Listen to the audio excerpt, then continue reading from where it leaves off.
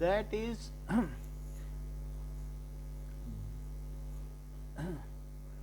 the agitation among common people. तो उन लोगों में क्या हुआ, इसका विद्रोह हुआ, एजिटेशन, ठीक है। So the agitation of common people,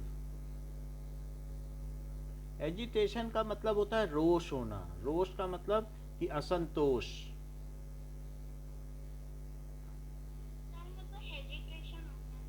वो हेजिटेशन का मतलब हिचकिचाहट होती है। तो असंतोष हुआ लोगों में, तो उसकी वजह से क्या हुआ, agitation of common people has been reflected. वो कैसे रिफ्लेक्ट हुआ, had been reflected by their attack on Bastille jail, their attack on Bastille jail on 20 July में ये काम हुआ।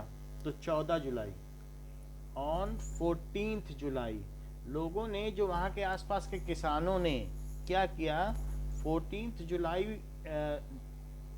1789 को वहाँ पर अटैक कर दिया। एंड अटैक इसलिए किया क्योंकि सब कुछ उनके साथ गड़बड़ हो रहा था कि जैसे कि उनके लिए टैक्स बढ़ा दिए गए थे। तो अब ये जो टैक्स बढ़ा दिए गए, तो उसकी वजह से क्या हुआ कि उस समय फ्रेंच में क्या थी, क्या पॉपुलेशन बढ़ रही थी। तो फ्रेंच में पॉपुलेशन बढ़ गई थी, खाने का अनाज नहीं था और लोगों के पास लंबी लंबी लाइनें लगानी पड़ती थी वहाँ पर बेकरी के सामने। तो हर चीज़ की तो समस्या थी। तो ऐसी स्थिति में लोगों को एजिटेट करना था। एक तो पहले ही समस्या उनका राजा सॉल्व नहीं कर रहा था और बाद में उनके ऊपर टैक्स बढ़ाने के लिए प्रपोजल भी उसने दे दिया था। तो ऐसे में लोग क्या करते हैं, तो they have reacted strongly on it. तो उन्होंने उसके लिए हाँ एक तरीके का रिवॉल्ट कर दिया। सो दे हैव, ये जो है, they have reacted strongly on it and revolted against him. तो उसके लिए उन्होंने क्या किया, जो ऑफिशियल बिल्डिंग है, तो जैसे उन्होंने ऑफिशियल बिल्डिंग पे अटैक कर दिया, तो इसमें वुमेन्स लोगों ने भी पार्टिसिपेट किया और इन दिस तो अटैक हो गया। अब देखें कि देखिए, ये आपको मालूम है जो नेशनल असेंबली की मीटिंग है वो 20 जून को बुलाई गई थी और उसके बाद लोगों ने अटैक कर दिया। तो ये देखिए ऑफिशियल बिल्डिंग, ये बास्तील जेल है जिस पर अटैक हो रहा है। सो दे हैव अटैक। ये इस तरीके से आप देख रहे हैं कि ऑफिशियल बिल्डिंग, रोड में जितनी जितनी भी जगह थी, तो वहाँ पर उन लोगों ने अटैक किया। और इसके अलावा बास्तील जेल पे जब अटैक किया तो उन्होंने हथियार लूट लिए। This is Bastille jail. तो बास्तील जेल पर जब अटैक किया, देन दे उनको छुड़ा दिया और फिर कितने लोगों को, कमांडर को मार दिया। तो कितने लोग छुड़ाया, 7। हाँ ये सही बात है, 7 लोग को। ये देखो बास्तील जेल पर अटैक किया और फिर उनका बड़े शान शौकत के साथ प्रोसेशन निकाला गया। तो मतलब this was a kind of attack on this is the jail. तो अब जरा देखें, now they have attacked on Bastille jail and looted arms लूट लिए। So they have looted arms. अब जरा देखें, तो फिर राजा को झुकना पड़ा। क्या वो इसके पहले नेशनल असेंबली को मानने को तैयार था? क्या नेशनल असेंबली को उसने पहले, वो उनके अंडर में, क्या वो कॉन्स्टिट्यूशनल मोनार्की में काम करने को तैयार था क्या? नहीं। और ये लुई 16 किस सन में राजा बना था? इन विच ईयर ही वाज? वो 74 में उसने खुद को राजा प्रोक्लेम किया था। फिर 74 के बाद अब जब 89 आ गया, तो उसके बाद उसने वहाँ कॉन्स्टिट्यूशनल मोनार्की को स्वीकार कर लिया। अब जरा देखें, एंड लूटेड आर्म्स।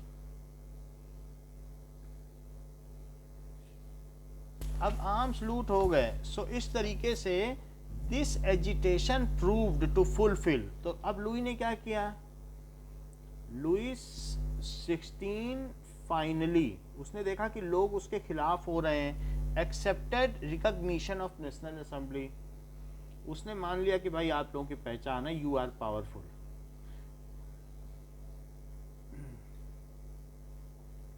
और फिर अगली सेंटेंस क्या होगी, recognition of national assembly,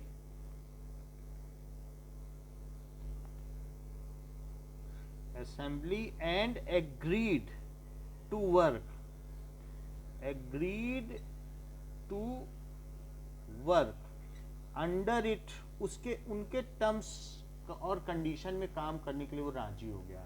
to work under its terms and conditions, its constitution.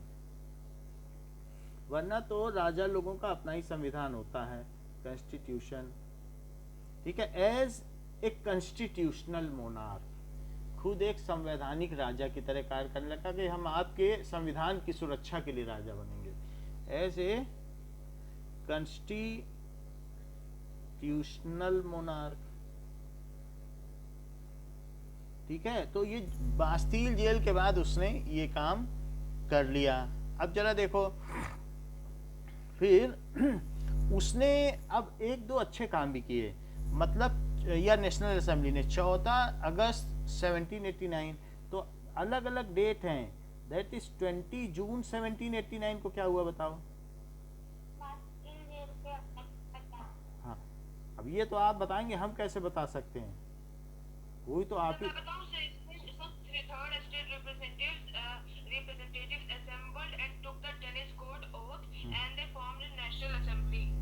ये सही बात कही है, ठीक है। और फिर उसके बाद 14 अगस्त को क्या हुआ, ये सब आसपास की घटनाएं हैं। देखो ये तो नेशनल असेंबली का फाउंडेशन है, और क्या इसी दिन जनरल ये असेंबली ऑफ जनरल स्टेट्स की मीटिंग इसी दिन बुलाई गई थी क्या? उसी दिन तो शाम को वो लोग चले गए थे टेनिस कोर्ट में मीटिंग।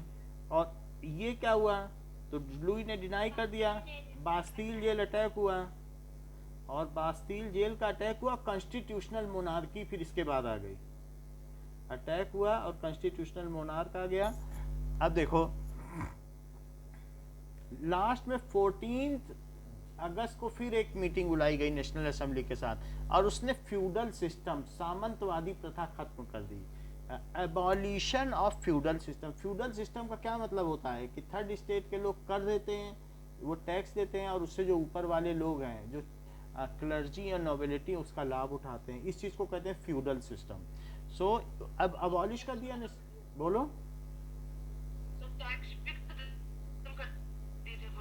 हाँ, तो it is abolition of, abolition, feudal system का मतलब है उन्हें टैक्स नहीं जाएगा, सेना के लिए तो जाएगा, मिलिटराइजेशन होगा। एबॉलिशन ऑफ फ्यूडल सिस्टम, उनको उसका कोई लाभ नहीं मिलेगा, तो फ्यूडल सिस्टम एबॉलिश हो गया, वो अब उनके अंडर में काम करने लगा, कॉन्स्टिट्यूशनल मोनार्क हो गया।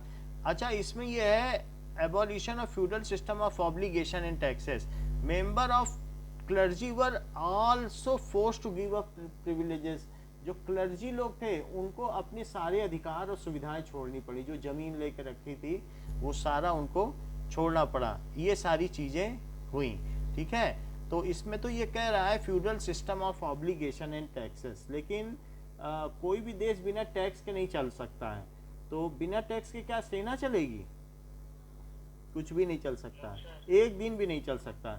तो मतलब कोई जो धार्मिक कर है या रिलीजियस टैक्स है वो सब नहीं देना पड़ेगा, यानी टिथस नहीं देना पड़ेगा, टैली तो देना पड़ेगा, जो मतलब आप पैसा कमा रहे हो उसके ऊपर तो कुछ ना कुछ देश को देना पड़ेगा, वरना सेना तो देश की होती है, देश की सुरक्षा नहीं हो पाएगी। तो and system of obligation and taxes, जैसा कि सूर्यांश ने बताया कि टैक्स तो यहाँ बोला गया है कि खत्म हो गया है, बट ऐसा कोई भी देश नहीं है जो टैक्स खत्म कर दे। बात समझ में आई कि नहीं? अभी ये चाहे तो सूर्यांश आजकल की बात कर रहे हो कि स्वीडन, नॉर्वे और फिनलैंड ये 3 हैप्पीएस्ट कंट्री हैं, इन्होंने अपने यहाँ के लोगों को बता दिया है कि तुम लोग जितना मर्जी कमाओ और हमारे पास पर्याप्त पैसा है और हमें 1 भी रुपया टैक्स देने की जरूरत नहीं है। ये 3 हैप्पीएस्ट कंट्री हैं। स्वीडन, नॉर्वे और फिनलैंड, ये यूरोपियन कंट्रीज हैं, यहाँ के लोगों को टैक्स अब नहीं देना पड़ता, ये पिछले साल ही पास हुआ है। समझ में आ गई बात? गवर्नमेंट के पास इतना पैसा है, वो कह रही कि हम आपका टैक्स नहीं लेंगे, आप खाओ और अच्छे से खुशी से रहो। तो और वहाँ पर डे उसने वर्किंग आवर भी घोषित कर रखे हैं कि 2.5 आवर से ज़्यादा काम नहीं करना है, अपने परिवार को समय दो। तो बहुत वहाँ, इसीलिए वो हैप्पीएस्ट कंट्री है। तो इस तरीके से वहाँ चलता है। अब जरा देखें कि this is the national assembly completed the draft, और फिर इसके बाद शुरू में तो कॉन्स्टिट्यूशन ऐसे ही उन्होंने एक पत्थर पे लिख के बना दिया था, लेकिन कॉन्स्टिट्यूशन बनाने में समय लगता है कि नहीं? जैसे अपने यहाँ कितने साल लग गए थे कॉन्स्टिट्यूशन बनाने में? क्या 2 साल 11 महीने 21 दिन लग गए? तो उनको भी तो समय लगेगा। बोलो, बताओ। जैसे इन्होंने बता दिया कि 56 में उसे लागू कर दिया गया, ठीक है। अब जरा देखो, देश आज़ाद हुआ, फिर कॉन्स्टिट्यूशन बना, फिर उसके बाद जो है हम हाँ, तो 1791 में बना, ये ठीक बता रहे हैं। तो अब देखो, that is the national assembly completed the draft of constitution. National assembly, constitutional monarchy आ गई, फिर संविधान बनने की प्रक्रिया शुरू हो गई। यही फिर इसके बाद कॉन्स्टिट्यूशनल एबॉलिशन ऑफ ये हो गया, एंड कॉन्स्टिट्यूशनल मोनार्की इस्टेब्लिश्ड, ये आप कह सकते हैं। इसके बाद ये सब हुआ, एंड कॉन्स्टिट्यूशनल मोनार्की इस्टेब्लिश्ड। अब जरा देखें, नेशनल असेंबली ने क्या किया? ड्राफ्टेड अ कॉन्स्टिट्यूशन, एक ड्राफ्ट बनाया, यानी एक उसका रफ वर्क बनाया, ड्राफ्टेड कॉन्स्टिट्यूशन। और उसे किसने पास कर दिया? राजा ने पास कर दिया, उसे मजबूरी थी। Drafted a constitution in which the power was vested with the to power make law to national assembly. Drafted a constitution जिसमें क्या किया गया? इन विच, क्या बोलो? उन्होंने ही तो नेशनल असेंबली को लीड किया था, अब वो नेशनल असेंबली के हेड हो गए। इन विच पावर ऑफ, जो हेड था वही हेड रहेगा। नेशनल असेंबली में भी तो उनके, अब हम लोगों में जो हम इलेक्ट करते हैं, क्या उनमें प्रधानमंत्री नहीं होते, मोदी? तो हम इलेक्ट तो सबको करते हैं, मोदी भी किसी जगह से ही खड़े होते हैं, लेकिन जो भी लीड करता है किसी भी रिवोल्ट को या किसी भी चीज़ को, तो उसको फिर बाद में फ़ायदा मिलता है, वो उनका लीडर बन जाता है सबका। तो लोग इलेक्ट होके आए, नेशनल असेंबली में भी तो कोई लीडर चाहिए, जैसे हमारे पार्लियामेंट में लीडर है। तो उन्होंने कॉन्स्टिट्यूशन बनाने में मदद की होगी। Drafted a constitution in which of power of making law, कानून बनाने की अब ताकत किस में आ गई? was given to national assembly. उसने खुद ऐसा ड्राफ्ट बना के पास कर लिया कि कानून बनाने की पावर अब हमारे पास। was given नेशनल असेंबली ने, अब नेशनल असेंबली की पावर आ गई, क्योंकि लुई 16 ने अपने आप को इसके अंडर में काम करने के लिए राजी कर लिया। भाई आपके लोग अटैक कर रहे हैं, जेल में लूट रहे हैं, हम आपके अंडर में काम करेंगे, हम आपसे भयभीत हैं। तो फिर उस जब नेशनल असेंबली के अंदर में राजा ही काम करने को तैयार हो गया, तो नेशनल असेंबली के पास पावर आ गई कि नहीं? फिर उसने अब, और नेशनल असेंबली ने फिर एक ऐसा कॉन्स्टिट्यूशन बनाया कि power of making law was given to national assembly. अच्छा, इसके लिए पेज खोलो आप अपनी बुक का, नेशनल असेंबली, और एक फिगर दिया है, एक फ्लो चार्ट। क्या आपको वो फ्लो चार्ट दिख रहा है कि जिसमें मतलब अलग अलग लोगों को अलग अलग पावर दी गई हो? पेज नंबर देखो, 10 पे देखो, ऐसा कुछ दिखा? बोलो। तो इसमें क्या चीज दिखाई गई कि वहां पर 2 तरीके के सिटीजन थे। तो 2 तरीके के कौन कौन से सिटीजन थे? एक एक्टिव सिटीजन और एक पैसिव सिटीजन। तो एक्टिव सिटीजन और पैसिव सिटीजन का क्या मतलब है कि जो लोग वोट नहीं दे सकते उनको क्या कहते हैं? Passive citizen. कौन लोग वोट नहीं दे सकते? यानी कि जो छोटे बच्चे हैं, 3 मिलियन मैन। हाँ, और 3 मिलियन मैन भी थे जो टैक्स नहीं देते थे। गरीब लोगों को भी वहां पर वोट देने का अधिकार नहीं था। 3 million man, all women and children below 25 years and youth लिख सकते हो या children, youth and children below, इन सबको वोट नहीं देना दिया जाता था। Below 25 years have no right to vote.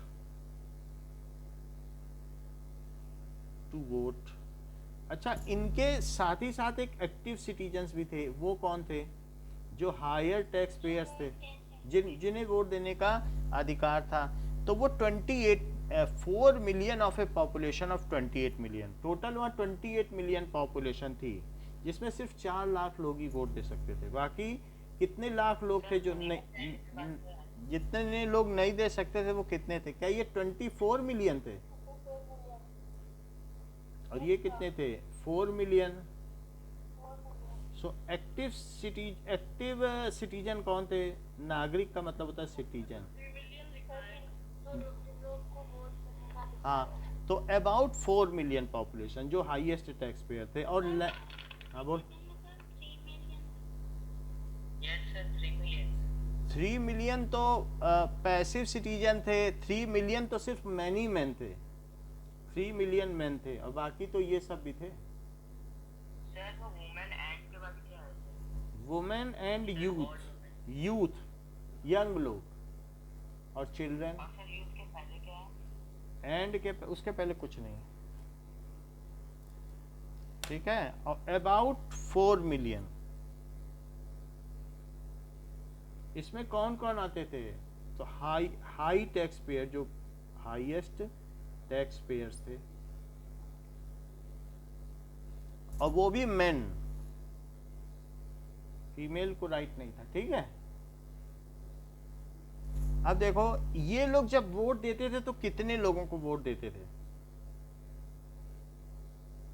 ये वोट देते थे 50,000 लोगों को,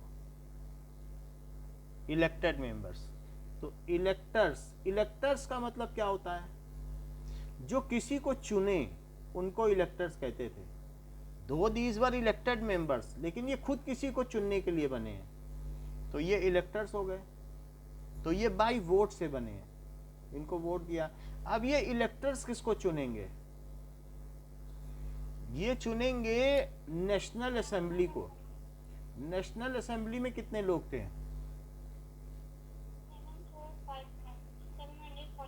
ये ठीक है, असेंबली में तो ये 50,000 लोग इनको चुनेंगे, 745 मेंबर्स। लेजिस्लेचर का क्या मतलब समझती हो?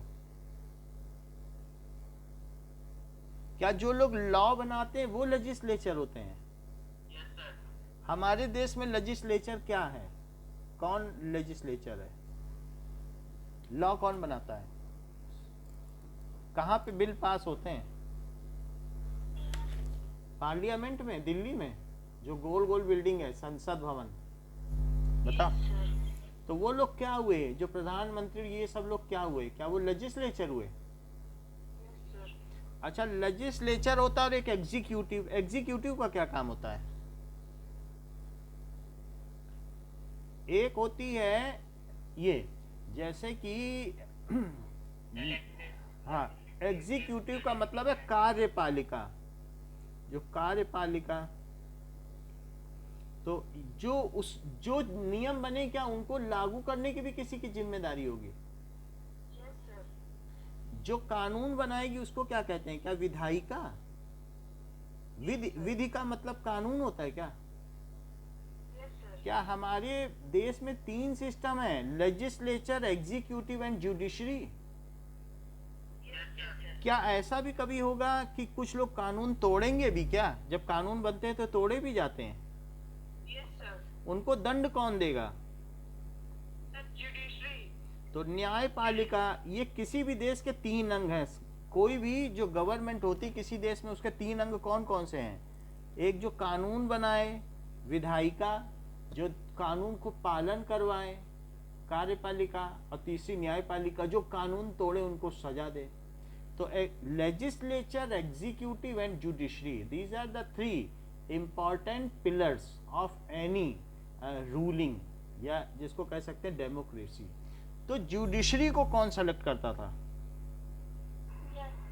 यही लोग, ये लोग डायरेक्ट वोटिंग से करते थे। कहते थे तो राजा के अंडर में नहीं है जुडिशरी, जुडिशरी इंडिपेंडेंट थी, उसमें लुई 16 कुछ नहीं कर सकता था। अच्छा, एग्जीक्यूटिव का हेड कौन था? कानून को किंग, तो किंग था, इसका हेड था किंग। और किंग जो था, क्या वो नेशनल असेंबली किंग को कंट्रोल करती थी? क्या करती थी? कंट्रोल। जैसे सारे देश कहें कि पाकिस्तान में आतंकवाद है और पाकिस्तान को एक टेररिस्ट कंट्री घोषित करो, लेकिन आपको मालूम है जो हमारा यूएन है, यूनाइटेड नेशंस असेंबली, उसमें 5 लोगों को वीटो पावर है, स्पेशल अधिकार। उसमें चाइना मना कर दे, नहीं, पाकिस्तान को नहीं किया जाएगा। 5 लोगों के पास है वीटो पावर, स्पेशल अधिकार। वो किसके किसके पास है? फ्रांस, जर्मनी, अमेरिका, रशिया और चाइना। ये लोग अगर किसी, बोलो, हाँ अमेरिका ना, यूएसए। तो इस तरीके से अगर इनमें से कोई भी एक देश मना करता है, और फिर चाहे पूरे 195 कंट्रीज पूरे वर्ल्ड के बोलते रहे कि ये होना चाहिए, तो नहीं होगा। इनको वीटो पावर मिली हुई है। वीटो का पावर मतलब स्पेशल अधिकार। तो नेशनल असेंबली इसको क्या करती थी?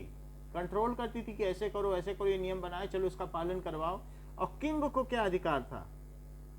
वीटो। वीटो का मतलब क्या होता है? Special right, very special right. वो जब चाहे इसको भंग कर दे, डिसमेंटल कर दे, क्या हम नहीं मानते, फिर से चुनाव करवाओ। तो फिर क्या ये इसको कंट्रोल कर पाएगी?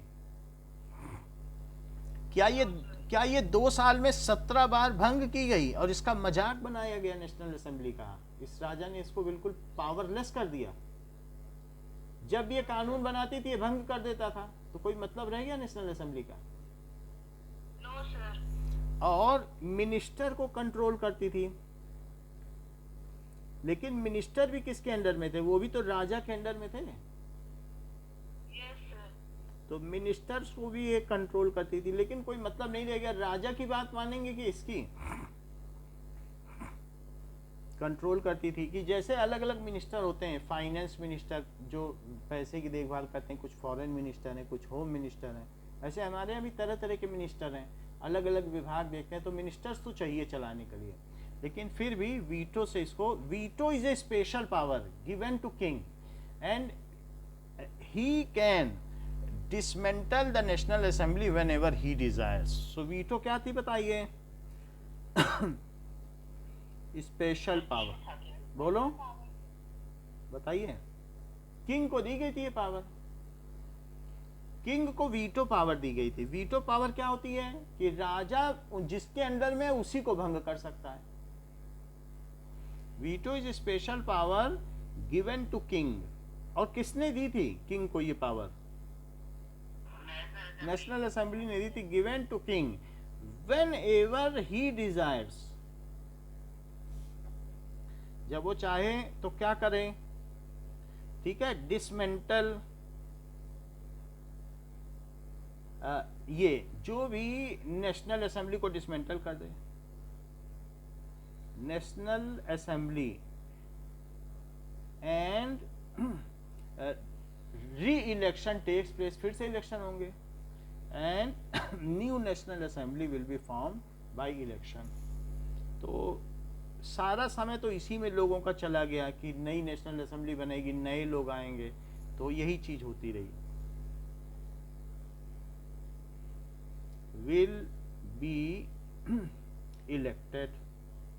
तो ये बात हुई। अब जरा देखें कि ये सारी बात कर दी गई। सो अब जो नया कॉन्स्टिट्यूशन बना, हाँ, ये चार्ट समझ में आ गया?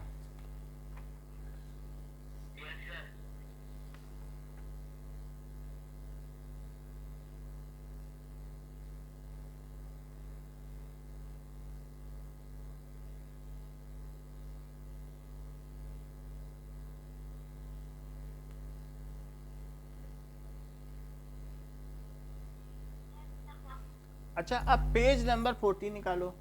फिर नेशनल असेंबली ने अपने झंडे बनाए, वो सब तो मैंने समझा दिया ना आपको कि झंडे के क्या क्या साइन थे, क्या वो बता दिया था कि रेड कलर की कैप का क्या मतलब था, ये सब तो बता दिया ना।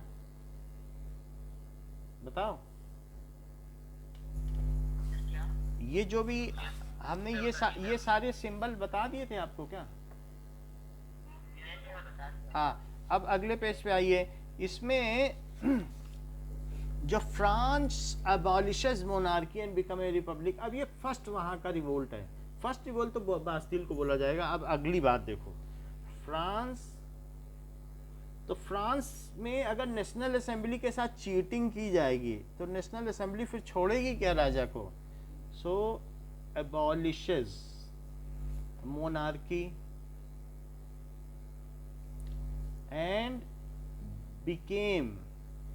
बिकम्स ए रिपब्लिक, और फिर रिपब्लिक हो गया। जरा देखें ये सब कैसे हुआ होगा, कॉन्स्टिट्यूशनल मोनार्की कैसे हटी। So and become Republic. Republic का मतलब क्या समझते हो? इट इज ए, हाँ, गणतंत्र का मतलब है it is a union of state. क्या इंडिया एक रिपब्लिक है? क्या यहाँ पर जितने अलग अलग स्टेट हैं उनको पूरी ऑटोनॉमी है, पूरी स्वतंत्रता है?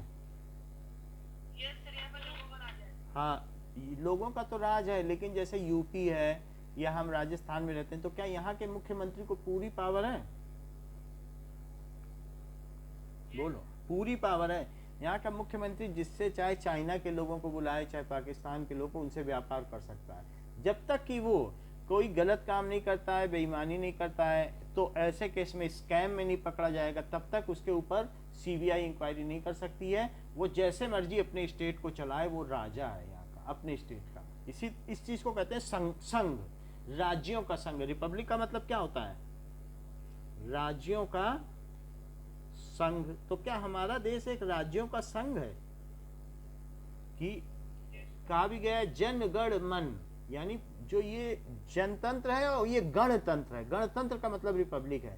It is a union of state. तो फ्रांस कैसे यूनियन ऑफ स्टेट बना, जरा इस चीज को देखें। Now situation continue to be tense, तो several times Louis XVI dismantled National Assembly.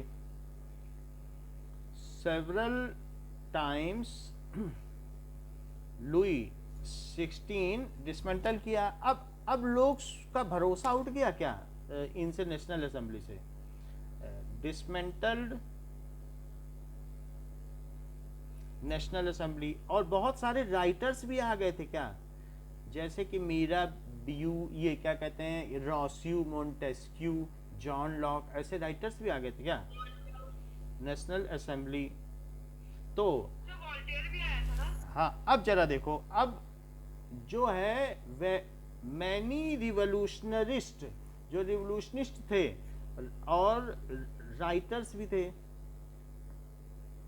Revolutionist and writers, तो इन्होंने क्या किया, made a feeling of nation. जो रिवोल्यूशन ला दें, क्रांति ला दें, अचानक परिवर्तन ला दें। क्रांति समझते हो कि कोई भी चीज एक पैटर्न से बदल के दूसरे पैटर्न पे आ जाए। क्रांति जैसे राजा के शासन से बदल जाए, और कुछ जैसे आपके गांव में एक वहां सरपंच का राज्य, और सब लोग मिलके उसके यहाँ जाके हमला बोल दें तो सरपंच दब जाएगा, फिर क्रांति आ गई उस गांव में। अब कोई भी सरपंच किसी पर अत्याचार नहीं कर सकता। क्रांति का मतलब है, रिवोल्यूशन का मतलब है कि रिवॉल्व, समझती हो, कोई भी चीज पूरी 180 डिग्री घूम जाए। जिसका चेहरा इधर है, अगर वो पूरा रोटेट कर जाए तो क्या उसका चेहरा इधर हो जाएगा? बोलो, क्या इसी को रिवोल्यूशन कहते हैं? घूम जाए कोई चीज तो उसको क्या कहेंगे? रिवॉल्व। और रिवॉल्व से क्या रिवोल्यूशन बना है? क्या अर्थ रिवॉल्व करती है सन के चारों ओर? तो इसका मतलब है कि कोई चीज पूरी बदल जाए 180 डिग्री। क्या दिन से रात हो जाना रिवोल्यूशन है? यही चीज है। तो रिवोल्यूशनिस्ट क्या करता है कि अभी जो स्थिति है उसको बिल्कुल बदल के रख दे। उसके लिए फिर चाहे वो हथियार उठाए, चाहे सड़क पे आ जाए, कुछ भी करे, वो कुछ ना कुछ करेगा, लेकिन वो वर्तमान स्थिति से संतुष्ट नहीं है, इसलिए वो कुछ करेगा। तो उनको क्या कहते हैं? रिवोल्यूशनिस्ट। क्या ये गांधी जी भी रिवोल्यूशनिस्ट थे, जिन्होंने सत्य और अहिंसा, दैट इज ट्रुथ से और इन सबसे क्या किया कि देश में एक रिवोल्यूशन ला दिया, लोगों के मन को बदल दिया, ताकत ला दी। तो कोई भी ये जरूरी नहीं कि हथियार उठाए, हथियार उठाना जरूरी नहीं है, बट लोगों के माइंड को चेंज करना जरूरी है। तो क्या इन ऑथर्स ने यही किया? So many revolutionist and writers क्या किया? अवेकन पीपल, उन्होंने लोगों को क्या किया? जगाया। And people started talking about the concept of nation and the Republic in T club. चाय के क्लब में वो बात करने लग गए आपस में कि नेशन होना चाहिए, अब तो मोनार्की नहीं चलेगी। And people started talking.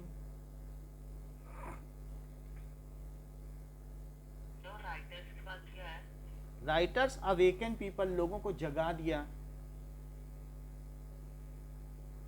ठीक है। And people started talking about concept of nation, के बारे में बात करने लग गए, ठीक है।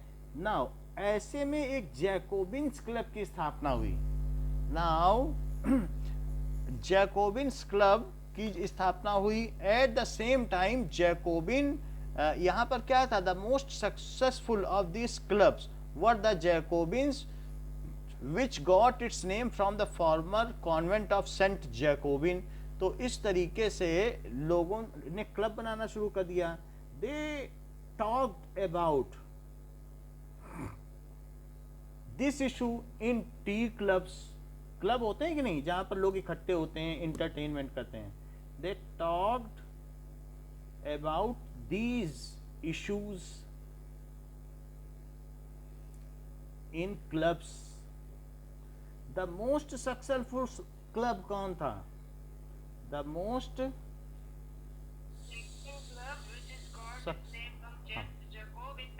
ये सही है, तो फ्रांस का ही था वो club. Was founded by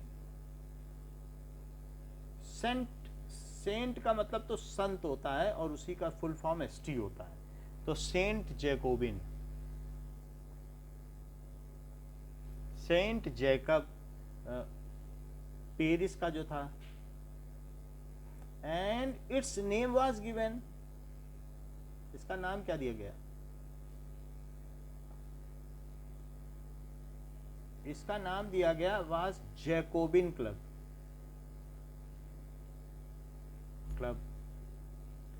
Maximilian Robespierre was member of this. Maximilian Robespierre सिर्फ इसका एक मेंबर था, ठीक है। सो हाँ, मैक्समिलियन रॉबेस्पियर इसका मेंबर था।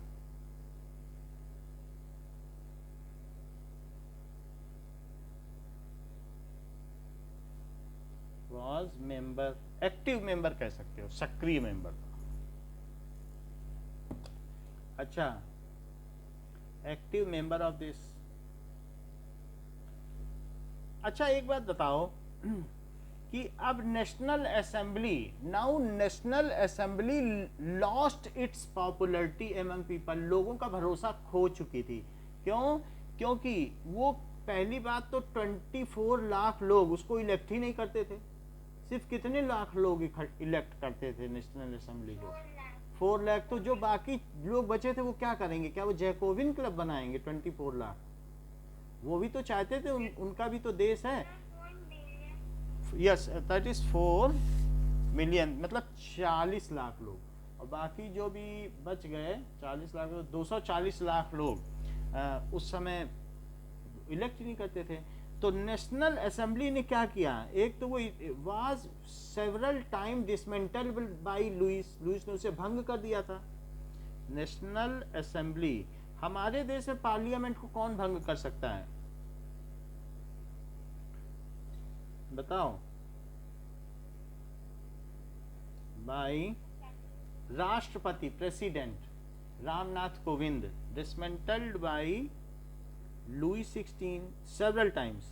तो लुई 16 ने was dismantled by Louis 16 several time. तो उसके बाद क्या हो गया? And it lost its belief. लोगों में इसके पास प्रति अब विश्वास नहीं रह गया था. Among people. अच्छा, इसके प्रति विश्वास नहीं रह गया था. And these were conservatives. ये कैसे थे? कंजर्वेटिव का क्या मतलब होता है? नेशनल असेंबली कंजर्वेटिव थी, इसका मतलब क्या होता है? कंजर्वेटिव का मतलब है ये चाहते हैं चेंज तो आए देश में, लेकिन धीमे धीमे आए, राजा रहे, राजा को हटाया ना जाए. Conservative is a group of people. Conservative क्या कहते हैं? is a group of people who support change, but वो रिवॉल्यूशन नहीं चाहते, 180 degree rotation, change but in slow manner. अगर ऐसा ना होता तो ये लोग ये क्यों कहते कि कॉन्स्टिट्यूशनल मोनार्की होनी चाहिए? लुई 16 को हटा देते, खुद राज्य करते. ऐसा किया इन्होंने? बताओ. नहीं किया. तो इसका मतलब है ये चेंज तो चाहते हैं लेकिन स्लो मैनर में चाहते हैं. अब दूसरा कौन होते हैं? जैकोबिन्स वर लिबरल्स. वो कहते थे हटाओ इन सबको, और हटाओ ही नहीं, मैक्सिमिलियन रॉबेस्पियर की कहानी सुनी, बोला गला काटो सबका. एक दो बात तो सुनी होगी कि नहीं सुनी? बताओ. On other side,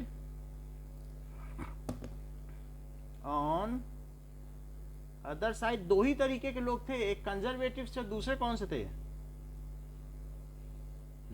liberals. Liberal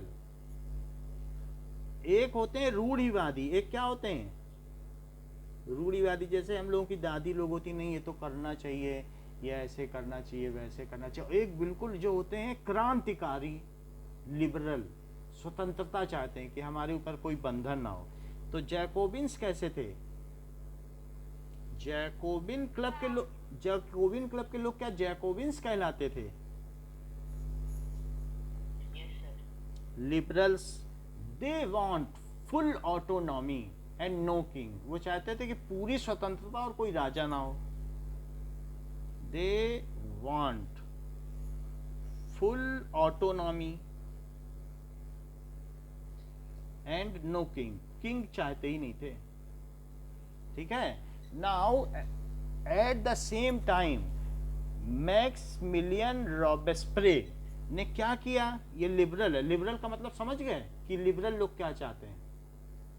तो मैक्सिमिलियन रॉबेस्पियर उसने क्या किया? जैकोबिन्स क्लब के अंदर एक कन्वेंशन की स्थापना की. He founded a convention and became leader of it. At that time, क्योंकि नेशनल असेंबली वीक हो रही थी, मैक्सिमिलियन रॉबेस्पियर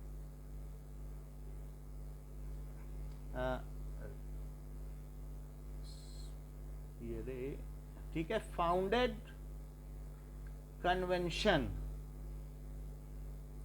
कन्वेंशन बना लिया. एक ये कन्वेंशन भी एक तरीके का संगठन है. So convention and became head of it. इसका वो मालिक बन बैठा, हेड ऑफ इट.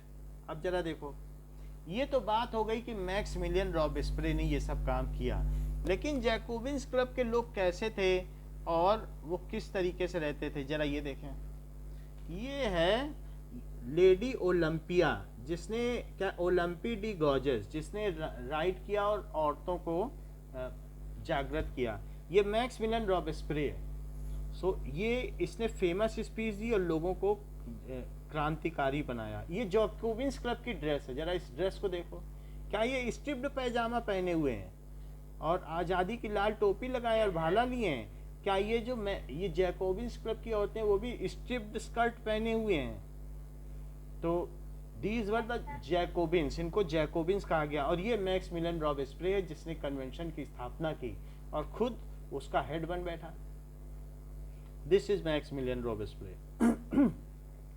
इनके बारे में पेज नंबर 16 पे लिखा हुआ है। हाँ, अब देखो, तभी ये सब हो रहा था और जैकोबिन्स क्लब भी बन रहे थे, तो लुई 16 सोच रहा था कि एक नई चीज अब आ रही है उनके देश में, कन्वेंशन बन रहा है, जैकोबिन्स ज्यादा बढ़ते जा रहे हैं, तो उसने चुपचाप सीक्रेट निगोशिएशन किया, क्योंकि सब तो डायनेस्टी थी वहां पर।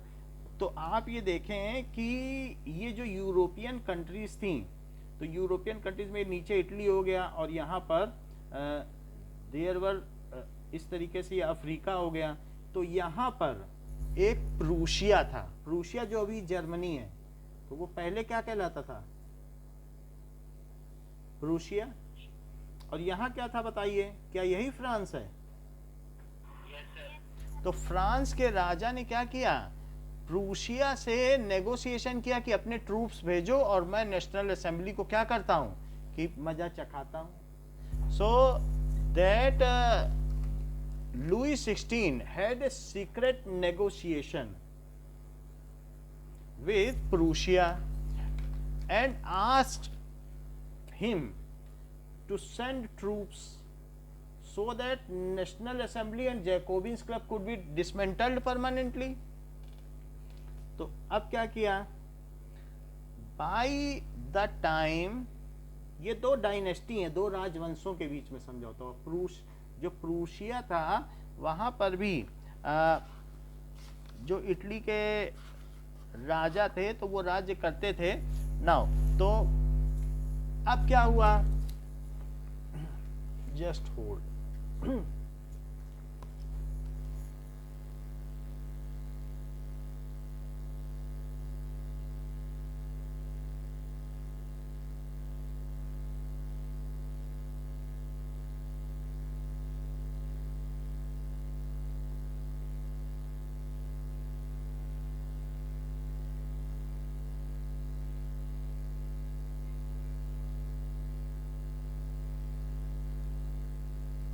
नाउ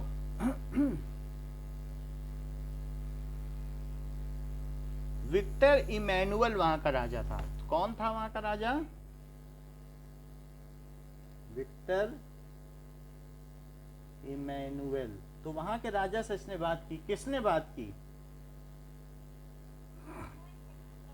लुई 16 ने बात कर ली कि हमारे यहाँ by the time France had a secret negotiation, किसी को पता नहीं चलने पाया, secret negotiation with Prussia and ask its dynasty to send troops.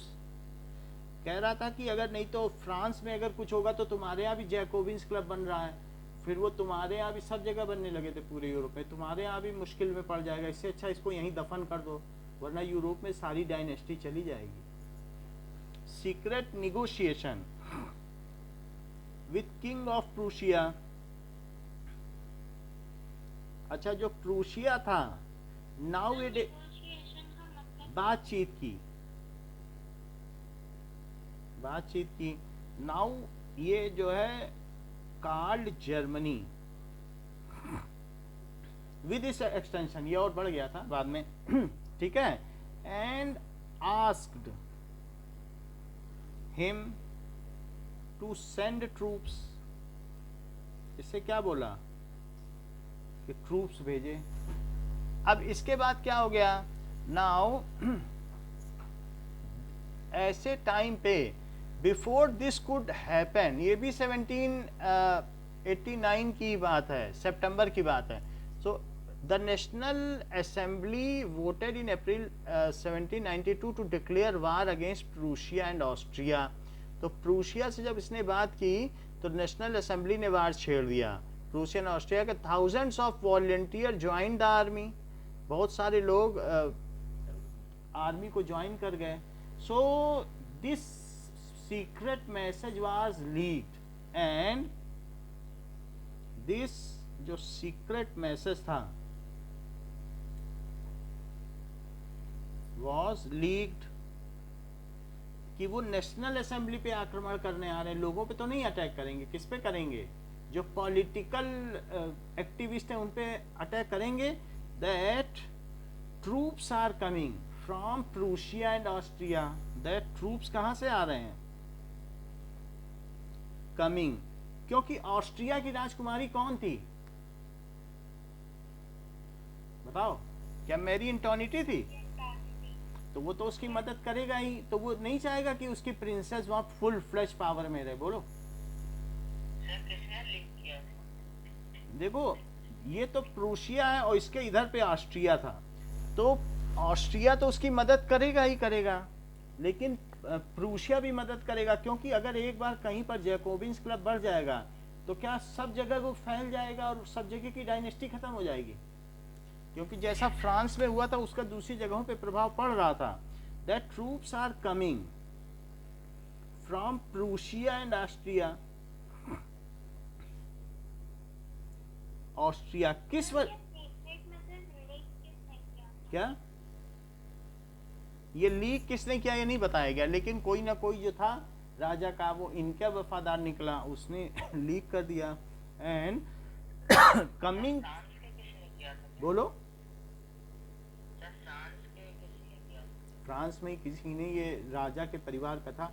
अब राजा के परिवार के तो मीरा बीयू भी थे, तो कहीं ना कहीं किसी फैमिली मेंबर ने लीक कर दिया होगा, नेशनल असेंबली को बता दिया होगा कि अदरवाइज ये मैसेज पहुंच गया उनको कि ये हो रहा है। ट्रूप्स आर कमिंग किसके लिए? टू कर्ब, नियंत्रण करने के लिए। किसको? पॉलिटिकल एक्टिविस्ट, जो राजनीति में दखल रखते हैं, जो क्रांतिकारी लोग हैं उनको मारने के लिए आ रहा है। पॉलिटिकल एक्टिविस्ट जानते हो ना, जो चुनाव लड़ते हैं, चुनाव में खड़े होते हैं, वही सब तो होते हैं पॉलिटिकल एक्टिविस्ट। तो कर्ब का मतलब है नियंत्रण करने के लिए। कर्ब, CURB। पॉलिटिकल का मतलब है जो राजनैतिक सक्रिय लोग होते हैं, पॉलिटिकल एक्टिविस्ट, जैकोबिन्स। तो उसको ठीक लिखो, पॉलिटिकल होगा। Political activist Jacobins and members of national assembly, सबको वो कैद करने आ रहे हैं। And members of national assembly. तो नेशनल असेंबली ने क्या किया? नेशनल असेंबली अनाउंस्ड कि लोग ज्वाइन कर लें आर्मी में, volunteers to join army to save country. National assembly announced, क्या अनाउंस किया? वॉलंटियर्स, कि हम पैसा देने के उसमें तो नहीं है, लेकिन आप में से जो भी इच्छा रखते हैं वो आ जाए। Volunteers to join army. अच्छा, ऐसे समय में वॉलंटियर जब पहली बार मार्शलीज से निकले तो मार्शलीज में एक गाना गाया जाता है, वो गाते हुए निकले जोश में भरकर। मार्शलीज एक जगह का नाम था जो वीरों में एक जोश भर दे। जैसे हम लोग गाना गाते नहीं है, जब वीर सुबह सुबह निकलते हैं, अंधकार दूर था, झांक रहा सूर था, कमल डोलने लगे, कोष खोलने लगे, रात की प्रभा उठी, मुस्कुरा सभा उठी, घूम घूम कर मधुप, फूल चूम कर मधुप, गा रहे विहान थे, गूंज रहे गान थे, रात तिमिर लापता, चांद का न था पता, तुहिन बिंदुगत कहीं, छिप गए नखत कहीं। ऐसे गाते हैं कि नहीं? उनमें जोश भर दे। तो उसी तरीके से एक वीर गान होता है। जब वीर निकलते हैं अपने घरों से तो कुछ गीत गाते हुए निकलेंगे। तो वो लोग मर्सलीज की जब गलियों से निकले तो गीत गाते हुए निकले, और आज वही मर्सलीज जो है आज फ्रांस का राष्ट्रगान है। वो पहला गीत गाया है। क्या? Announce volunteers to join army. अब मर्सलीज से देखो, उसी के लाइन पहले पैराग्राफ में लिखी है, पेज नंबर 14 में, कि volunteers from Marseilles march with singing song. Now Marseillaise is the national anthem of France. लिखा हुआ है, आप देख लो, पढ़ा।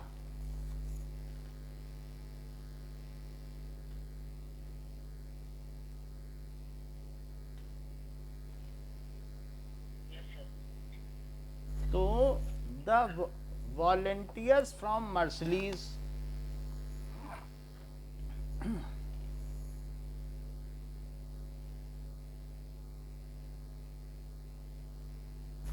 ठीक है, मार्च्ड टूवर्ड्स पेरिस।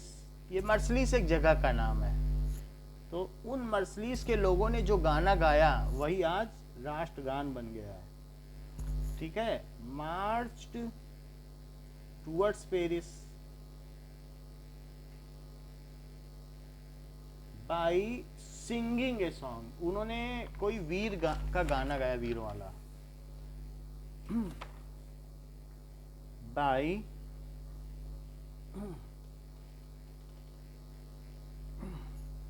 ठीक है, सिंगिंग अ सॉन्ग, जो वेरियर सॉन्ग होता है। So this Marseillaise is now national anthem, राष्ट्रगान बन गया है। इज नाउ, मर्सलीज की स्पेलिंग ठीक कर लो, AIES है, AISE, is now national anthem of France।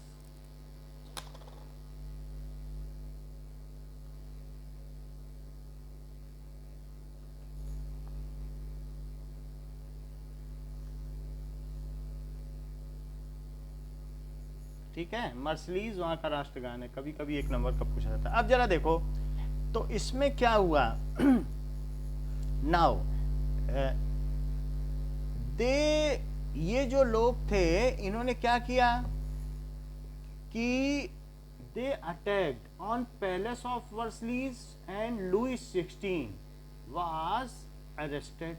Louis 16 को अरेस्ट कर लिया। अब वहां पेरिस में गए तो अब अगर इसी को अरेस्ट कर लिया तो बाहर की कोई सेना आएगी क्या, जब किंग ही अरेस्ट कर लिया? बोलो। अरेस्ट कर लिया कि अब जो आर्मी है उसको कमांड फिर नेशनल असेंबली देगी, नहीं तो राजा कमांड देता। तो अब नहीं तो राजा के अंडर में सेना, तो सेना का अपना मन नहीं होता है ना, वो जिसका उसको कमांड मिलेगा वही जाएगी। अब नेशनल असेंबली अगर उसको कमांड देगी तो क्या वो अपने ही लोगों को मारेगी कि फ्रांस और पेरिस की सेना को मारेगी, जो उसको वेतन देगा? हाँ, तो इस तरीके के पैलेस ऑफ जो ये वेरियर्स थे उन्होंने किसको अटैक किया? पैलेस ऑफ वर्सलीज देखा आपने कैसा है? सो पैलेस ऑफ वर्सलीज, वर्सलीज की किसी को स्पेलिंग पता हो तो बता दो। हाँ, ES, ये सही है। Palace of Versailles was attacked and, ठीक है, Louis 16 was arrested, okay, and Maximilian Robespierre proclaimed himself as king of France या as leader of France। उसने अपने आप को किंग नहीं बोला, क्योंकि लिबरल्स जो थे वो किंग कहलाना पसंद नहीं करते थे। वो चाहते थे ऑटोनॉमस बॉडी, फिर भी कोई ना कोई तो लीड करेगा कि नहीं, बताओ। तो उस समय क्या जैकोबिन्स क्लब पावरफुल हो रहा था? तो इसी के तो सब मेंबर थे, क्योंकि जो 28 लाख लोग थे, क्या वो 28 मिलियन लोग थे, 24 मिलियन उसमें से तो इसी के थे, जो बाकी बच गए। उसमें वुमेन्स का भी वो होने लगा था पार्टिसिपेशन, वो लोग भी जैकोबिन्स बनने लगी थी कि उन्हें भी वोटिंग राइट चाहिए, दैट इज सफ्रेज। सफ्रेज का मतलब होता है वोटिंग राइट्स। तो मैक्सिमिलियन रॉबेस्पियर प्रोक्लेम, जब वो अरेस्ट हो गया तो इसने क्या किया? प्रोक्लेम्ड का मतलब क्या होता है? क्या घोषित करना होता है? तो proclaimed himself as leader of France. और किसके अंडर में? ना अंडर कन्वेंशन। मतलब उसने कहा कि अब हम कंजर्वेटिव्स को चलाने ही नहीं देंगे। वो सोचते थे कंजर्वेटिव ने तो सब पूरा बेकार कर दिया, फ्रांस बार बार खुद हटाई जाती है, तो नेशनल असेंबली का कोई मतलब नहीं रह गया ना। तो सबसे पहले क्या होती थी? क्या सबसे पहले लुई 16 था और फिर उसने स्टेट जनरल असेंबली बुलाई थी ना, 3 स्टेट की, और फिर उसके बाद कौन सी असेंबली बनी? क्या नेशनल असेंबली आई?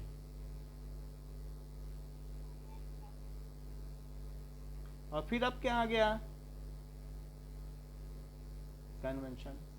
नेशनल असेंबली ने जब वो जुलाई की वो बास्तील जेल में जो आक्रमण हुआ था, 14 जुलाई की बात है, तो वही 1789 में आई थी। अब कन्वेंशन कब आ गया? क्या 93 में आ गया? जरा देखो, ठीक है। सो नाउ अब पेज नंबर पे आ जाओ 93। सो पेज नंबर 16 पे आओ जरा। तो that is 1793। Rain of terror लिखा है कहीं पे? ठीक है, तो बिफोर 1789 तो ये था, फिर इसके बाद ये आया, फिर इसके बाद ये आया। ठीक है, इसके पहले मोनार्की थी क्या? और उसके बाद कॉन्स्टिट्यूशनल मोनार्की आ गई क्या?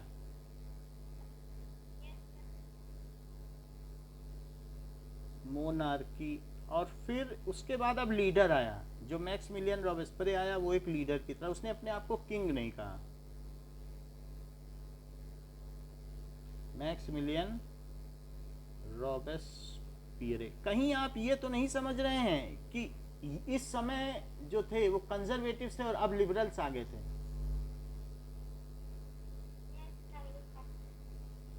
और अब कौन आ गए थे? लिबरल्स। और उसके पहले कौन थे? क्या एब्सोल्यूटिस्ट थे कि मेरी बात मानी जाएगी, जो नहीं मानेगा उसका गला काट दिया जाएगा? उसको क्या कहते हैं? एब्सोल्यूट। एब्सोल्यूट का मतलब पूरी तरह से मेरी बात मानी जाए, एब्सोल्यूटिस्ट। या उनको मोनार्क भी कहते हैं। जैसे किम जोन एक एब्सोल्यूटिस्ट है, नॉर्थ कोरिया का, मालूम है? वो कह देगा कि आज लाल कपड़े पहन के नहीं निकले हैं तो जो लाल कपड़े पहन के निकलेगा गोली मार दी जाएगी। ऐसे लोग होते हैं, या इनको मोनार्क भी कहते हैं। तो अब देखो सत्ता कैसे परिवर्तित हुई। पहले एब्सोल्यूटिस्ट थे यानी किंग, फिर कंजर्वेटिव्स आए, और फिर कौन आए? लिबरल आ गए। तो ये अभी इसमें अदल बदल होती रहेगी। क्या ये जो 1789 में बास्तील की जेल पर आक्रमण हुआ, ये फर्स्ट फ्रेंच रिवॉल्यूशन था? अच्छा, अब आगे देखो कि नाउ ये जो प्रोक्लेम्ड कर दिया as a leader of France under convention in 1793, तो 1793 में उसने अपने आप को राजा मान लिया। अब जरा देखो, the newly elected assembly was called convention. ये चित्र देख रहे हो? इसके सबसे नीचे देखो जरा, जो अंडरलाइन है, दिखाई पड़ा? तो कितनी तारीख को ये मैक्सिमिलियन रॉबेस्पियर वहां का राजा बना?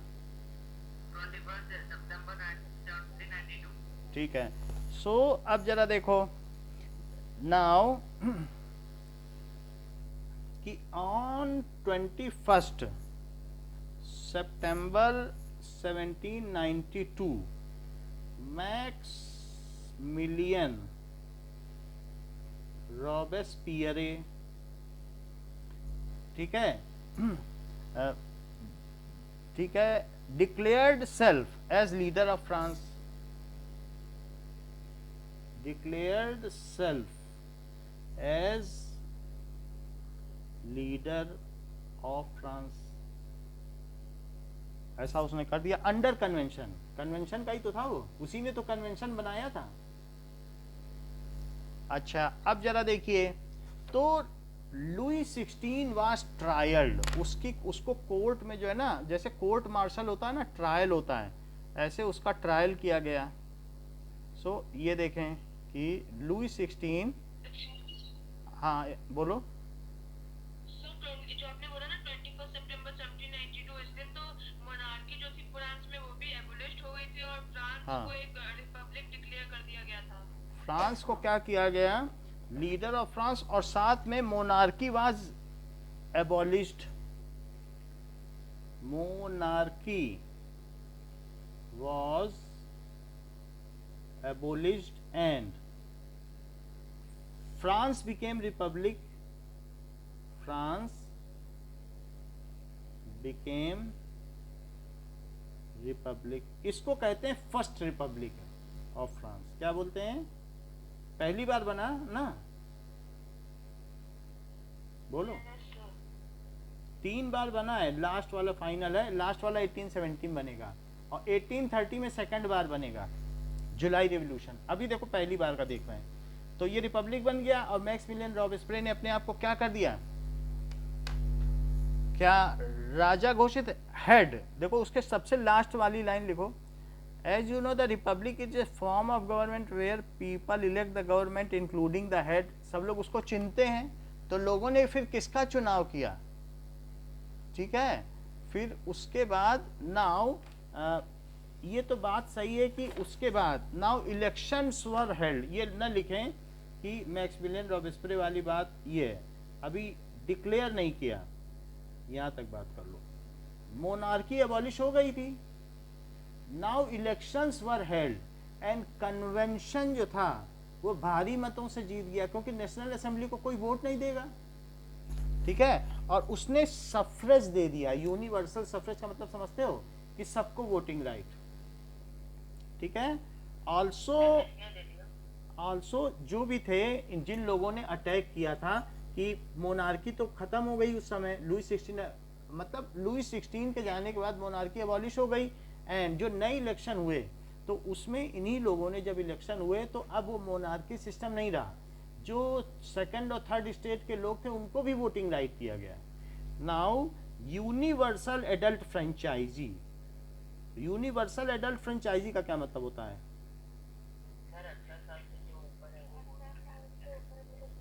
हाँ, तो उस समय 25 ईयर्स था कि ऑल अबव 25 ईयर्स.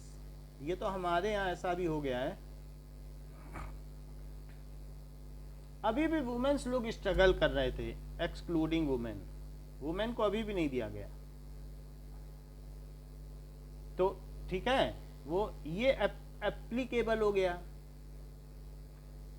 फिर इलेक्शंस वर हेल्ड. भाई फ्रांस रिपब्लिक बन गया तो इलेक्शन होगा कि नहीं? तभी तो रिपब्लिक बोला जाएगा. Were held and Maximilian Robespierre क्या बन गया? Convention one over national assembly. यानी लिबरल जीत गया क्या कंजर्वेटिव पे? बोलो. तो कन्वेंशन लिबरल का ही तो था. वो चाहते थे कि बिल्कुल हमारे पूरी स्वतंत्रता हो, और जबकि ये चाहते थे नेशनल असेंबली राजा के अंडर में काम करेंगे, हम लोग कैसे शासन कर सकते हैं. उनको डेमोक्रेसी का पूरा मतलब ही नहीं पता था. Convention one over national assembly. National assembly के लोग इस बार नहीं चुने गए, जैकोबिन्स चुने गए, क्योंकि जो बाकी 240 लाख लोग थे वो तो जैकोबिन के समर्थक थे. वो तो स्ट्रिप्ड हो करके उसमें जैकोबिन में जाते थे. ठीक. एंड जो अब इसका लीडर कौन था? तो जो लीडर होगा वही तो राजा बनेगा. Now Maximilian Robespierre. इतना होने में समय लग गया. In 93 became the king elected as leader of France. वो इलेक्ट हुआ है एज लीडर ऑफ फ्रांस.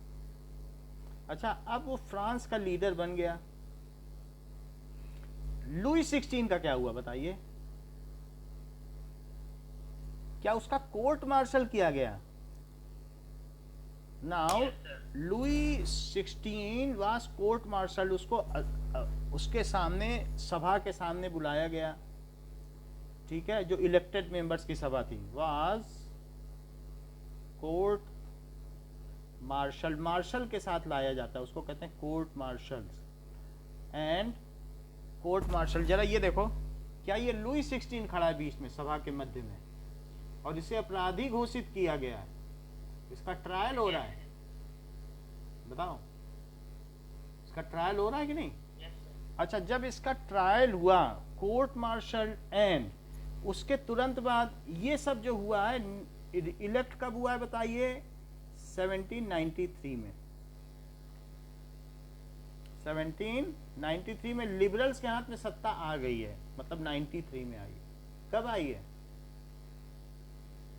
93। क्योंकि समय लगता है ना कहीं पर भी इलेक्शन होने में। तो हमारे यहाँ भी 47 में आज़ादी मिली, लेकिन फर्स्ट इलेक्शन तो 50 में हुए जब रिपब्लिक बना। बोलो कि पहले ही हो गए थे इलेक्शन?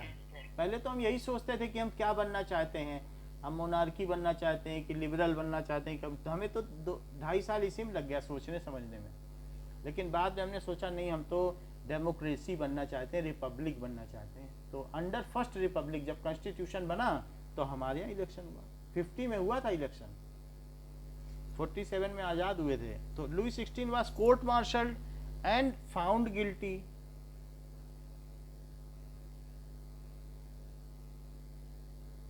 उसको अपराधी माना गया, गिल्टी। तो अब उसको जब अपराधी माना गया तो क्या किया जाएगा, जरा देखो। इसके बाद की बात की, ये देखिए,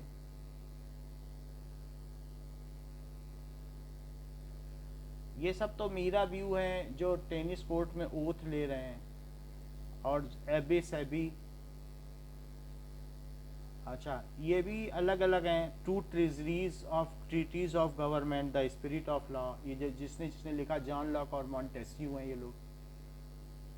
अच्छा, मारत, ये फ्रेंच रिवोल्यूशनिस्ट था मारत।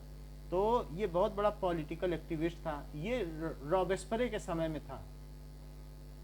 वुमेन्स भी अपने वोटिंग राइट के लिए स्ट्रगल कर रही थी कि हमें भी, वो क्लब में बैठ के इस पर चर्चा करती थी कि हमको भी वोटिंग राइट मिलनी चाहिए। ऐसा हुआ। तो अब जरा देखें कि ठीक है, रिवोल्यूशन तो पहले ही हो चुका था और फर्स्ट रिपब्लिक बन चुका था। नाउ यहाँ पर देखो इसके बाद क्या हुआ। बास्टील की जेल पर अटैक हुआ। ये ओलंपी डी गॉर्जस है जो वहाँ की। अब यहाँ से देखो, मैक्सिमिलियन रॉबेस्परे। तो मैक्सिमिलियन रॉबेस्परे बन गया 93 में वहाँ का इलेक्टेड मेंबर। और ये जैकोबिन्स क्लब की पोशाक है। ये भी बहुत लिबरल तो था, लेकिन इसने क्या किया बनने के बाद, जरा देखो कि ये मारत है। तो मारत ने बोला कि ये वहाँ का एक रिवोल्यूशनिस्ट था जो नेशन के बारे में अच्छे कॉन्सेप्ट रखता था। तो पहले लुई 16 को बीहेड किया गया। लुई 16 का गला काट दिया गया गुलोटिन से। गुलोटिन किस तरीके का एक मशीन था बताओ? गुलोटिन में ये एक इस तरीके की मशीन हुआ करती थी। उससे 1 साल पहले ही इसका इस्तेमाल, ये आविष्कार हुआ था। इसमें क्या होता था, ये ऐसे है, ये यहाँ पर सर रखा जाता था, ये जिसको है यहाँ पर। हाँ देखो, ये यहाँ पर एक रस्सी होती है, रोलर, और जब इसको छोड़ा जाएगा तो ये बड़ी तेजी से गिरेगा। और ये जो सर है वो 10 मीटर दूर उछल के गिरता था। ऐसे नहीं है कि बस कट जाए गला। तो जब उछल के गिरता था तो लोग उसमें देखते थे कि हाँ इसको सजा मिल गई है। तो सबसे पहले लुई 16 जब फाउंड गिल्टी हुआ तो क्या उसको गुलोटिन कर दिया गया? So now Louis 16 was guillotine. किसने किया? ओके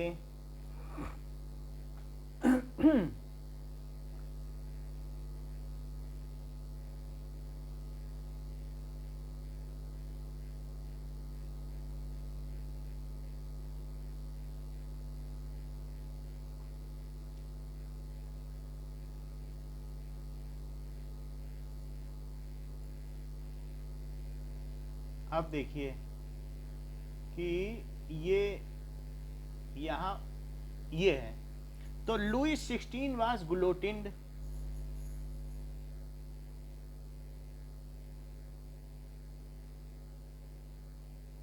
मैरी एंटोनिटी को भी गुलोटिन कर दिया गया क्या? मैरी एंटोनिटी, अरे अभी सभी को कर दिया जाएगा। ये रॉबेस्परे किसी को नहीं छोड़ेगा। सारे नोबल फैमिली, सब बिशप पोप, सबको कर डाला इसने। बोलने लगा न किसी क्लर्जी को नहीं छोड़ेंगे, और कह रहा था कि हम सब नॉवेलिटीज को भी मार देंगे बिना मतलब। तभी तो इसे रेन ऑफ टेरर कहा गया। पढ़ो बुक में लिखा नहीं गया आतंक का राज्य। तो कोई बोलता नहीं। हाँ बोला था ना। ये देखो, ये देखो, मारत ने बोला इसको भी गुलोटिन कर दिया। ये देखो, इसने कहा कि तुम ऐसे सबको मार के रिपब्लिक बनाना चाहते हो रॉबेस्पियर, तुम गलत कर रहे हो।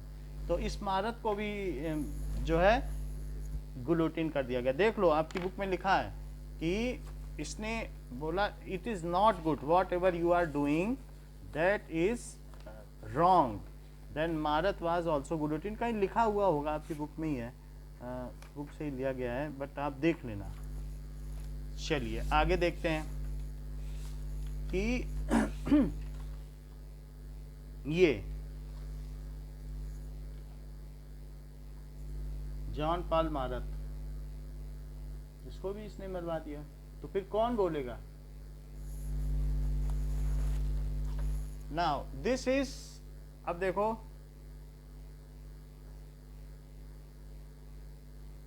कि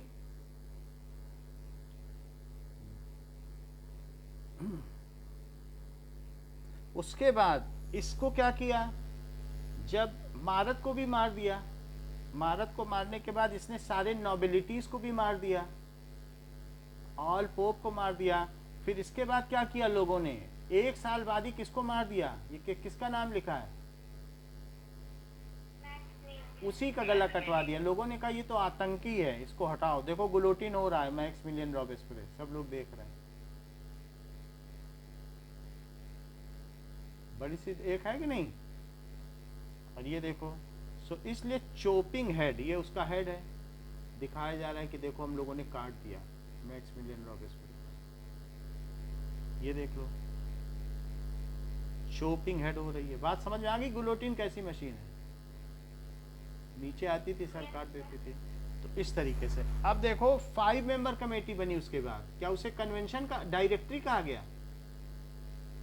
5 लोग मिलके बोले एक को नहीं देना है, एक को देंगे, ये है डायरेक्टरी। बोले 5 लोग मिलके फैसला करेंगे, एक आदमी नहीं करेगा, नहीं तो फिर से वो आतंक मचा देगा। अब देखो, तो अब रेन ऑफ टेरर क्या है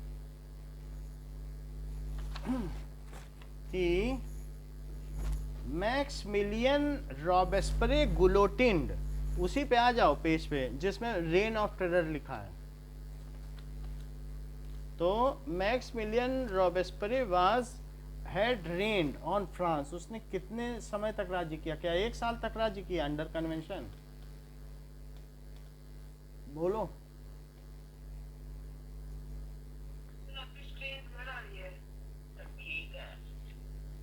ब्लड आ रही है, मैं अभी आ जाएगी, अभी हम कुछ लिख नहीं रहे। मैक्सिमिलियन रॉबेस्पियर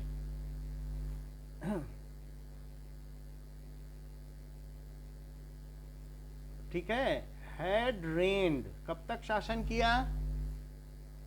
रेन फ्रॉम 1793 से लेकर कब तक?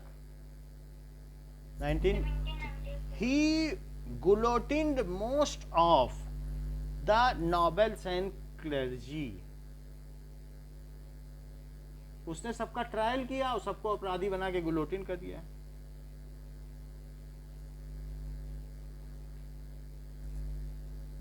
नोबेल का मतलब दरबारी होता है, नोबेल्स एंड क्लर्जी जो धार्मिक लोग होते हैं, रिलीजियस हेड्स। क्लर्जी किसको कहते हैं?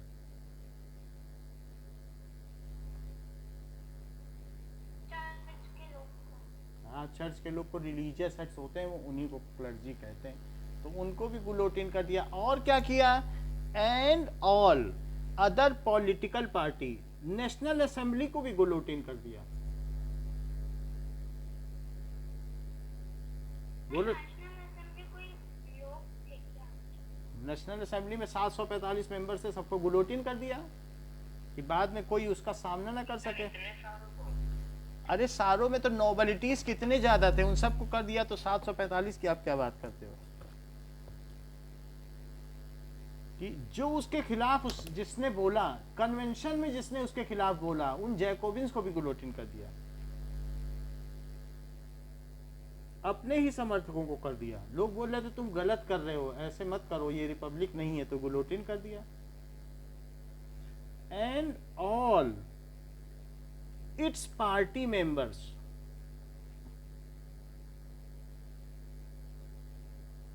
हु अपोज्ड, जिन्होंने उसका अपोज किया, हिज दिस टायरनी एक्ट, इस खतरनाक एक्ट का जो हिज दिस जो भी है एक्शन, उन सबको भी मरवा दिया।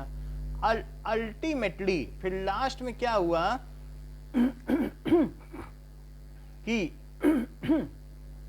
रॉबेस्पियरे government issued laws placing a maximum ceiling on wages. कुछ अच्छे काम भी किए।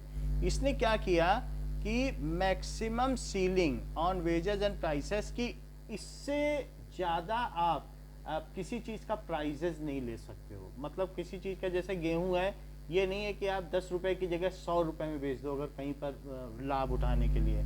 सो रॉबेस्पियरे, उसी में देखो सेकंड पैराग्राफ, ठीक है, issued law placing a maximum ceiling, upper limit होती है सीलिंग का मतलब, जैसे आपके घर में रूफ और सीलिंग है कि नहीं, सीलिंग पे पंखा लटका है, मैक्सिमम सीलिंग फैन, उसको सीलिंग फैन भी कहते हैं, यानी अपर लिमिट ऑफ वेजेस की कितनी तनख्वाह देनी है उतनी तो देनी ही पड़ेगी, एंड प्राइजेस, और जो भी प्राइजेस हैं किसी चीज के, meat and bread were ration, meat बाहर कोई नहीं बेच सकता था, सरकार के द्वारा ही बेचा जाएगा। जैसे बेकरी होती है तो सरकारी होगी, वहीं से तुम्हें रोटी लेनी पड़ेगी, सब लोग एक ही जैसे गेहूं की रोटी खाएंगे। और मीट एंड ब्रेड, सारा जो अनाज उगेगा वो सरकार के पास जाएगा और सरकार उसकी ब्रेड बनाएगी और ब्रेड बांटेगी। सारे यूरोप के लोग ब्रेड खाते हैं, वहीं से तो पिज्जा और बर्गर आया है। मीट एंड ब्रेड वाज राशनड, ठीक है उसकी राशनिंग की गई कि तुम्हारे घर में कितने लोग हैं तो तुम्हें इतनी ब्रेड मिलेगी तौल के, जितने मेंबर होंगे कार्ड दिखाओ उतना ले जाओ। Peasants were forced to transport their grain to city. अब पीजेंट्स अपना अब अनाज किसको बेच सकते थे? हाँ बोलो। फ्री में नहीं देता था, सस्ते दामों पे देता था। जैसे हमारे यहाँ होता नहीं राशन स्टोर, कंट्रोल रेट पर मिलता है, नहीं गरीबों के लिए, वैसे ही मिलता था। अच्छा, लेकिन सारे किसान अपना फ्लोर किसको बेचते थे? देखो अगली लाइन पढ़ो, peasant were forced to transport, peasants were forced to sell their grains। किसको बेचेंगे? क्या गवर्नमेंट को बेचेंगे कि खुले में भी बेच सकते हैं?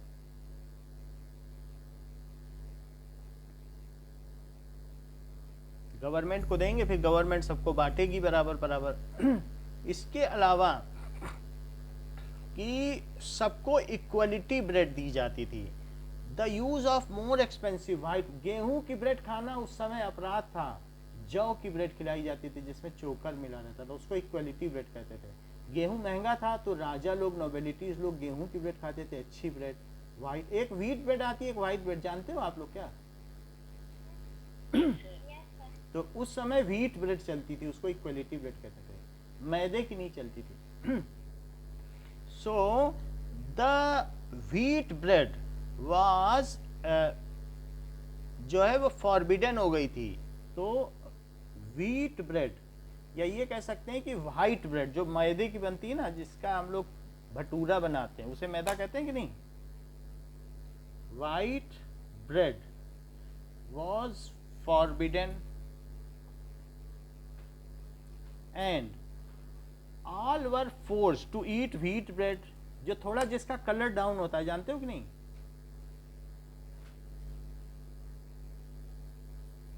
forced to eat wheat bread। आजकल तो व्हीट ब्रेड महंगी आती है, बल्कि उससे मैदे वाली से, उस समय तो सस्ती आती थी। तो व्हीट ब्रेड उसको इक्वलिटी ब्रेड कहा गया कि वो गरीबों की ब्रेड है। अब जरा देखो, equality was also sought to be practised among all speech and address. सबको क्या कहा जाने लगा? मॉनेसर एंड मैडामी नहीं कहा जाता था, अब सिटोयन एंड सिटोयिनी कहा जाने लगा।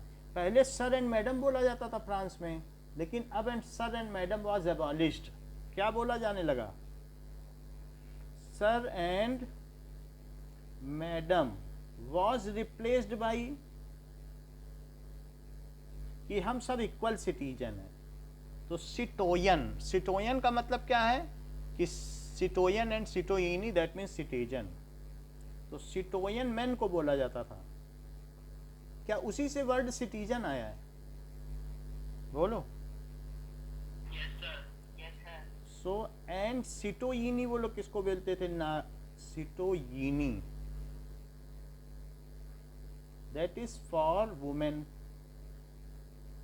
Now called citizen. अब सबको क्या बोला जाता है? वाह। सिटीजन का मतलब नागरिक। तो सर और मैडम पहले सम्मानित लोगों के लिए होता था, गरीबों को कुछ नाम नहीं मिलता था, अब सबको एक ही चीज बोली जाती थी। Robespierre pursued his policy so relentlessly, उसके अपने लोगों ने ही उसका इस मॉडर्नाइजेशन का विरोध करना शुरू कर दिया। ठीक है। So his own supporter opposed him ultimately. ठीक है, ultimately he was found convicted for his ruling, उसको अपराधी मान लिया गया। he was found convict का क्या मतलब होता है? अपराधी। by court, कोर्ट तो इंडिपेंडेंट अथॉरिटी थी जिसे लोग चुनते थे। बोलो। ठीक है। arrested and guillotined on July 94। Sir bulletin मतलब एक गला काट देना। वही ऊपर सर पे गिरता था तेजी से, सर उछल के गिरता था 10 मीटर दूर।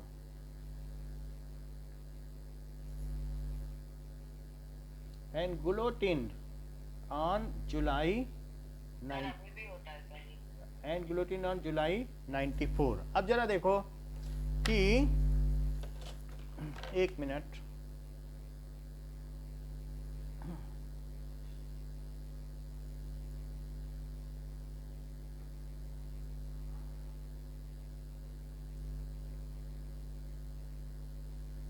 ये देखिए आपको मैं गुलोटिन दिखा देता हूं, ये दिखने में कैसा लगता है। सो दैट इस तरीके का होता है गुलोटिन। देख रहे हो कि सर पे कैसे गिरेगा? Yes sir. तो ये यही चीज सर पे गिरती है। तो ये जैसे यहाँ पे दिखाया गया है, इस तरीके की मशीन है, उस पर लिटा दिया जाता है आदमी को। तो अब देखो कि अगर क्लियरली देखा जाए तो इसमें धारदार ब्लेड है ये, तो इससे पता चलेगा कि किस तरीके से मशीन चलती है। Let us see how this machine is work. इसमें ब्लेड भी लगा होता है, तो वो ब्लेड अंदर तक चली जाती है। And in this way it is guillotined. ठीक है। नाउ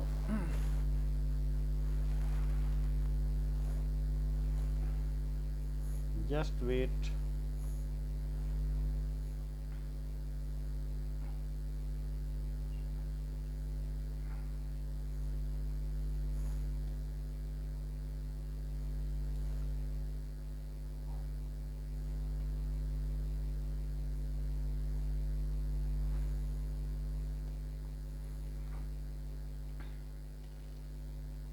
ये देखो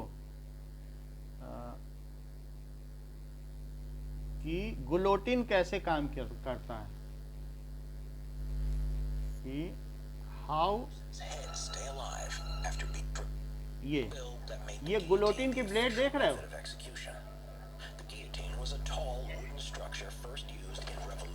France देखो। for beheading someone using a heavy slanted blade तो that suddenly ये dropped कैसे on a set कर of जाता था? flaming ये सामने coals. टोकरी रखी It है, would usually chop the condemned person's ये head देखो, off in one ऊपर से clean गिरेगा। action, whereupon the severed head would unceremoniously drop into a basket below. Dr. Joseph Ignace Guillotine, who it was named after, claimed that the guillotine made execution as painless as possible. However, later on, ये है the blade। device was also known as Madame la Guillotine, La Dame, the Lady, La Veuve, the Widow, Le Rasoir National, the National Razor, and Louisette. But was the execution by it truly painless? समझ में आ There गई is a बात? famous story about the execution of Charlotte Corday by the guillotine in 1793 during the French तो Revolution. Just after she had been इतना ही beheaded, a member रखिए। of the